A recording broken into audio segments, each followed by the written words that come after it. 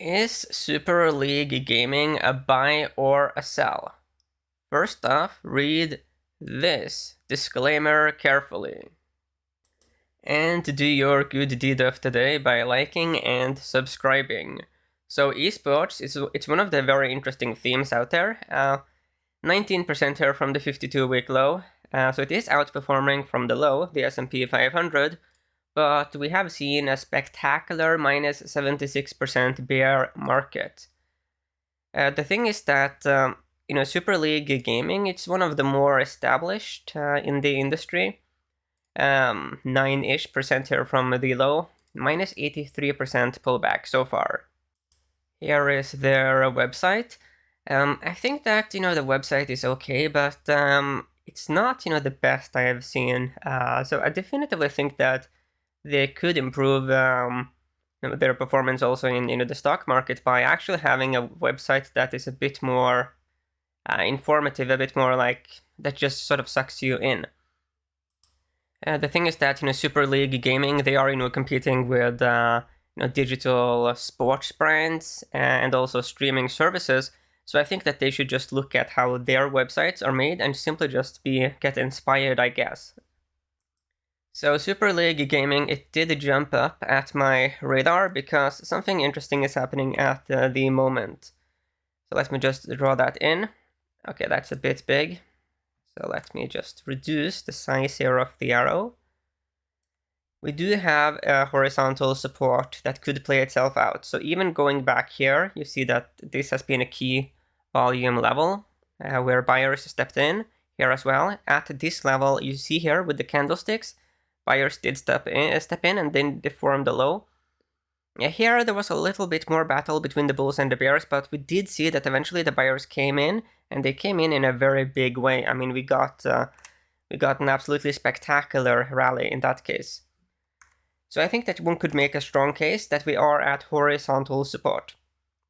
Many times in the past where we have been at this level, it's been actively bought, but you do see that during the 2020 period, we did go lower than we are now. So there's no guarantee, of course, that the buyers will show up.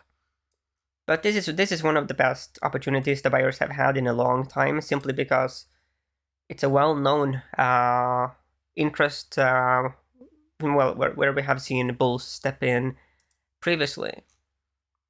Now looking here at the daily data points, we do have some tepid signs of a bottom forming. A bit double bottom-ish here, not a strong double bottom.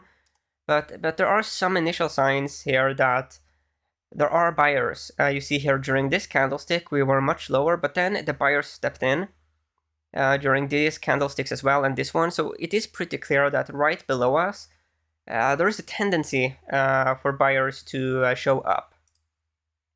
Okay. So let's look here at these other indicators. So yeah, we are at very low levels historically in terms of the RSI. Looking here at the MACD, this is a buy signal. It is a technical buy signal on the MACD. Obviously, there's no guarantee that it will work out. We have had buy signals like back here that worked out. We did get a buy there, here as well.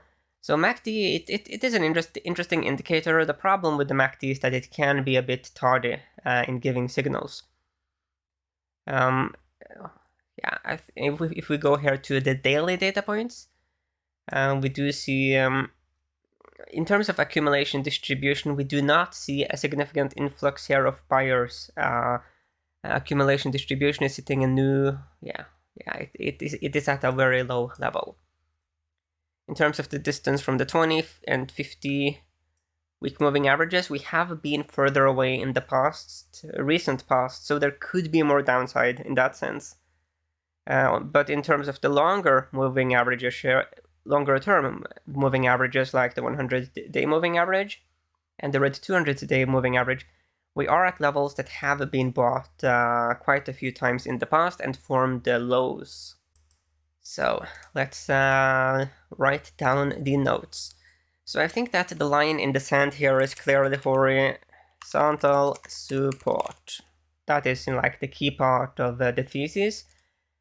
there's good reason to think that there will be buyers showing up here, and if they do not show up here, a level where they have shown up in the past, that will be a very bad sign. In terms of giving the technicals a rating, it's a bit of a message because the horizontal support is a good signal. It's worked out many times in the past. The problem is that we have been significantly more oversold previously during other, bear markets in the stock. I do think I will give this slightly to the bulls. Yes, I do think that an A2 is good for them, of a maximum of 9. The thing is that Super League Gaming has not been on the market for a sufficient amount of time for us to get data from the seasonality forecaster. So the only seasonality we do get here, that is from stockcharts.com, and we only have 3 years of data. Because, the current year obviously is not complete. We do see that March, it is a weak month. It only closes higher 25% of the time, but there is an average 17% gain. So there can be some very big moves in March. April, a bit stronger, usually posts a loss. Then May and June are among the strongest months.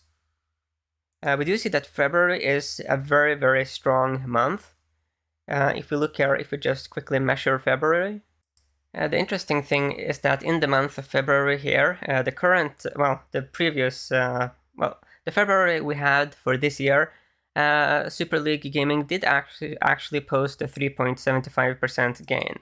So yeah, February's they are strong, but as you can see, that February was rather volatile. The seasonality for this month, which is most relevant, it isn't really bullish though. So I do think that this one goes to the bears. So because both the current month and April has a tendency to be weak, I do think that the -5 is appropriate. But as we did see, May and June, they have a tendency to be bullish. So next on, we will look at fundamentals. So Sachs has a number to buy, so that's interesting. F value, but there is a C growth and C momentum. Industry rank is in the bottom 31%. Industry is gaming, so yeah, very specific category. There's no dividend. Market cap is very small, $66 million US, so definitively a small cap stock.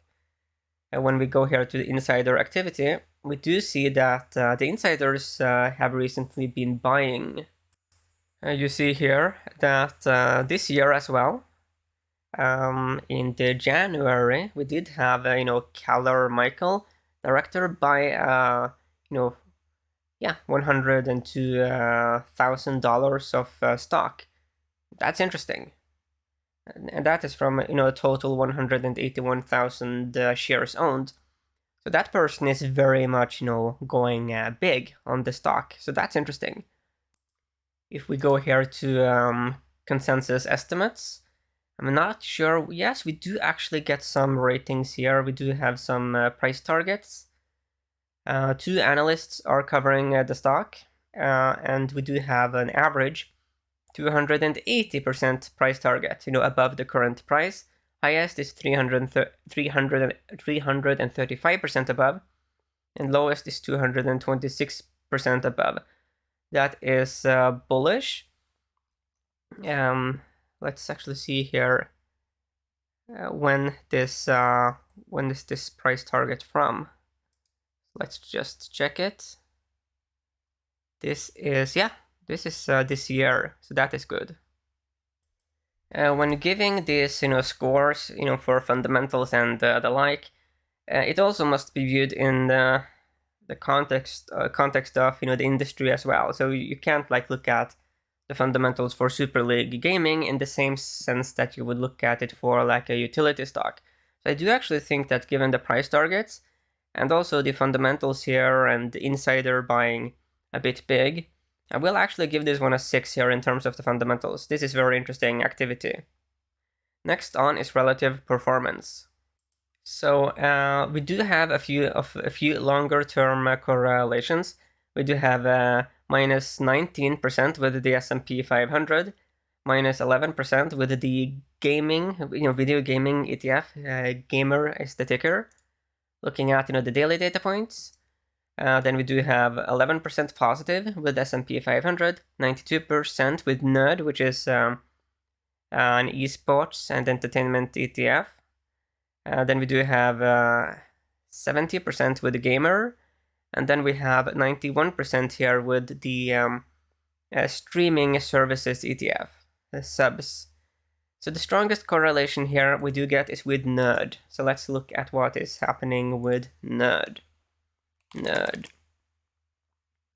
esports and digital entertainment ETF, definitively very, very relevant, and that is a way to get more diversified exposure to this theme.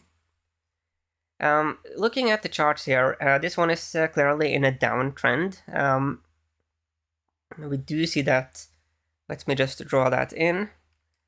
So we did form a low back here, a temporary low. Maybe that could be a potential bounce level. If we look here at a previous time where we had these levels of activity, like back here, you do see that it did actually inspire the bulls to buy a bit. That rally did certainly eventually fail, but you see that there is this effect in the market. So it is very possible that we will see the bulls potentially buy a bit here simply because of the activity here at this level. So yeah, looking here at the RSI, we are literally at the RSI level that formed the low during the lockdown. So literally the previous time we had this specific RSI, this was the best time to buy this ETF. Obviously, there's no guarantee that will happen. Though this is not like a level that is interesting for the bear sider. If I was a short seller and I wanted to short this ETF and I see this, I would definitively have very tight stops on my shorts. Looking at the distance here from the purple 20-week moving average, we are also very close to a level that formed the low during this sell-off. Let's quickly here go to the daily data points. We get a very similar message. There have been times where we have been even lower, but the vast majority of the times we have seen mean reversions to the upside, where we have had these very, very depressed lows. Here we are looking at the relationship between Super League Gaming and the ETF, Nerd ETF. We have sort of something that is. So what I do find interesting is that we have seen these rounding bottoms in the past, where a Super League Gaming outperformed the esports ETF. We do see something that looks a bit like a rounding-ish bottom in development at the moment. So there are some similarities here in patterns. Let's see if the seasonality corroborates that pattern or not. Yeah, so the problem is that we just do not have enough data here from the seasonality forecaster. Okay, so we don't have enough data for the seasonality forecaster to do the calculations. Yeah. Let's look at the relationship between the Nerd esports ETF and the S&P 500. So yeah, we have never seen this level of underperformance from the Nerd ETF. We have set the record. We have had times where it monstrously outperformed. Now we have had, a ferocious period of underperformance. The fact is that we have seen this ETF outperform the S&P 500 in the past. So it begs the question. In the same way that this previous outperformance was maybe too much, maybe the current underperformance also is a bit too much, meaning the market is being excessively bearish. Let's see if we get seasonality data. We do not get it. So what I do find rather interesting from a more bullish perspective is this potential rounding bottom versus the esports ETF. That is bullish. But the esports ETF is monstrously underperforming the S&P 500. So like the bullish and the bearish points, they sort of fight against each other. Then again, the underperformance has been so excessive that there's a risk of being overly bearish at these levels. There's a risk of a snapback in the other direction. So I think I will give this one very mildly here to the bulls. I give them a 2. So taking all the data together, we end up with a 1.3. So the data, it is more supportive of a bullish lean than a bearish lean. We are already like massively oversold. We have seen a ferocious bear market in this stock. So it's not like it's safe to go short, at these levels. So that's basically the question. What is most risky? Turning bullish at these levels or to go full bore bearish? We do have horizontal support. So the key part of any kind of bullish thesis would be horizontal support.